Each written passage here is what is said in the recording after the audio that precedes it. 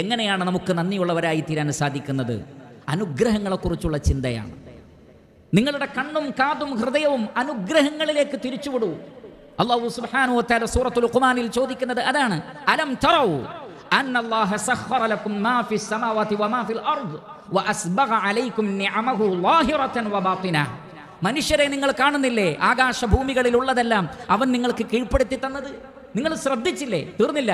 വഅസ്ബഗ അലൈക്കും നിഅമഹു, അവന്റെ അനുഗ്രഹങ്ങളെ വാരിക്കോരി ചൊരിഞ്ഞു തന്നിരിക്കുന്നു. ളാഹിറതൻ വബാതിന, പ്രത്യക്ഷവും പരോക്ഷവുമായത്. നിങ്ങളുടെ ഉള്ളിലേക്ക് നോക്കിയാൽ, നഫ്സിലേക്ക് നോക്കിയാൽ, ഹൃദയത്തിലേക്ക് നോക്കിയാൽ, ശരീരത്തിലേക്ക് നോക്കിയാൽ, ഓരോ സെല്ലുകളിലേക്കും നോക്കിയാൽ പ്രത്യക്ഷത്തിൽ കാണാതെ സൂക്ഷ്മമായി നിരീക്ഷിക്കാവുന്ന അനുഗ്രഹങ്ങളെ നിങ്ങൾക്ക് കണ്ടെത്താൻ കഴിയും. പ്രത്യക്ഷത്തിൽ തന്നെ കാണാവുന്ന അനുഗ്രഹങ്ങളെ നിങ്ങൾക്ക് കണ്ടെത്താൻ സാധിക്കും. എന്തുകൊണ്ട് നിങ്ങൾ നോക്കുന്നില്ല? എന്തുകൊണ്ട് നിങ്ങൾ ചിന്തിക്കുന്നില്ല? അല്ലാഹു സുബ്ഹാനഹു വ തആല പറയുകയാണ്, വഇൻ തഉദ്ദൂ നിഅമതല്ലാഹ് ലാ തുഹ്സൂഹാ. അള്ളാഹുവിന്റെ അനുഗ്രഹങ്ങളെ എണ്ണിക്കണക്കാക്കാൻ നിങ്ങൾ ശ്രമിച്ചാൽ നിങ്ങൾക്ക് സാധ്യമല്ല.